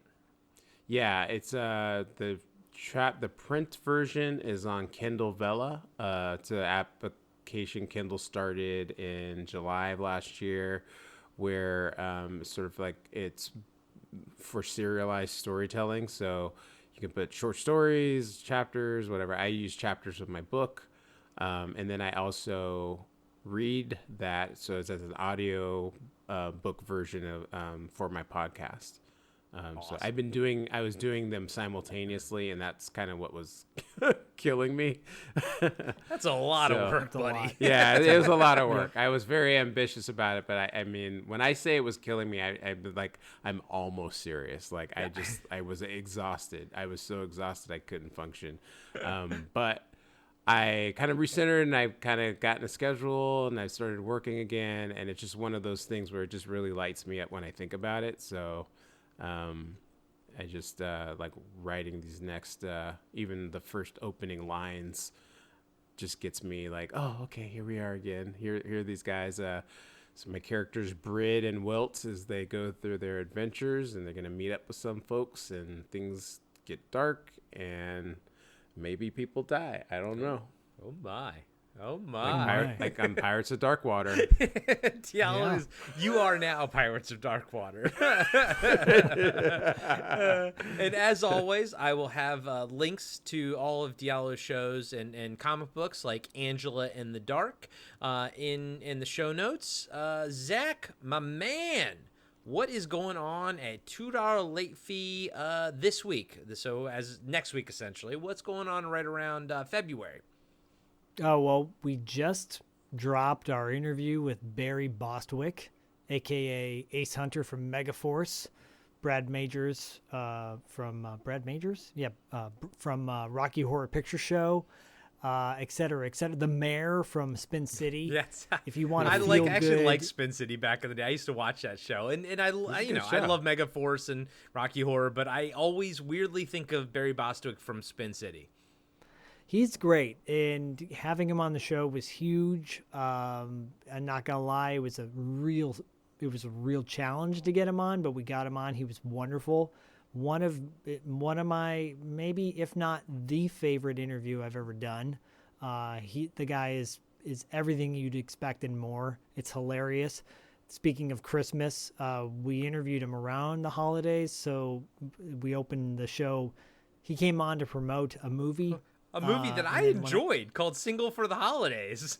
Yeah, and then, when I said, you're in a movie called Single for the Holidays, he goes, I am? Like, he didn't even really, honestly, he didn't even really care about that. He loved talking about Megaforce, though. If you're a fan of Megaforce, if you're a fan of cult movies, if you're a fan of, like, if you just want to laugh, listen to it. Because the guy tells some crazy, fun stories. So we got that going on. And $2 late fee continues to churn out one interesting interview after another. We've got some people down the pipe that everyone's going to enjoy, but we'll save that for later. Nice. I love it. What do you got going on? And Cartwright? Cartwright, a Seinfeld podcast. Well, Adam and I are barreling towards the end because we are about, I'd say, a third of the way through season 8 right now, which is crazy because there's only 9 seasons. Yeah. I've been doing that show for a while now, guys. Cartwright, a Seinfeld podcast. I love me some Seinfeld. So, and we're also tackling Curb Your Enthusiasm on the Cartwright Patreon. But on the Podcasting After Dark Patreon, Zach and I are tackling the entire catalog, the entire filmography of John Carpenter. As Zach mentioned it earlier, it's called The Carpenter Factor. It's under our Auteur de Force tier, aka what used to be the Interviews After Dark tier. We are now releasing the interviews out on the free feed, and we're replacing that tier with this John Carpenter series, which, if you guys listen to the first episode, you'll hear like what was the inception behind it and everything.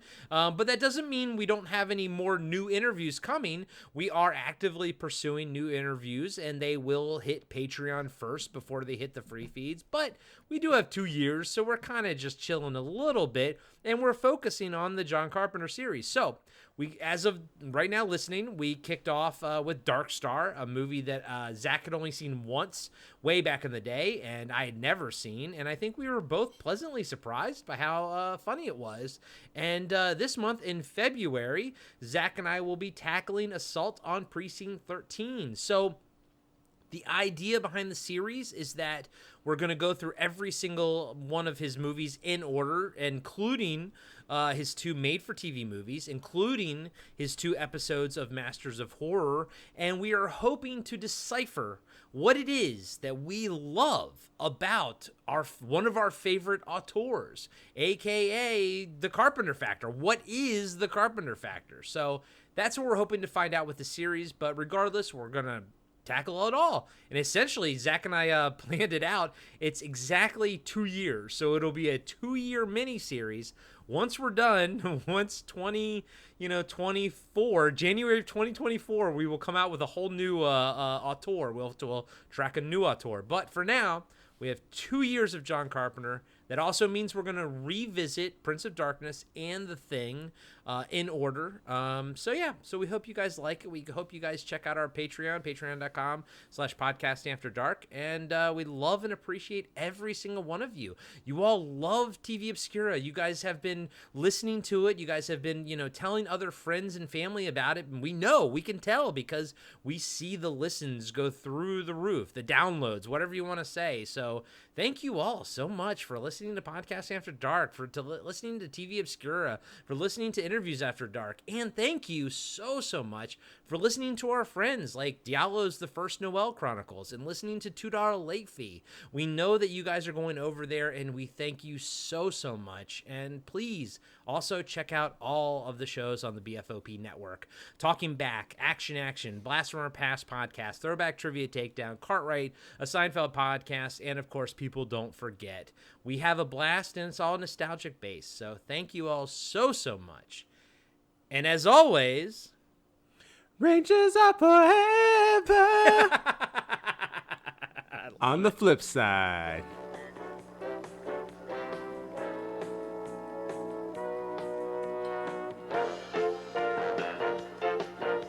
Be sure to subscribe to Podcasting After Dark and give us a 5-star rating on iTunes. Support Podcasting After Dark on Patreon. Follow us on Instagram and Facebook at Podcasting After Dark. And visit us next time for another installment of Podcasting After Dark with Corey Stevenson and Zach Schaefer.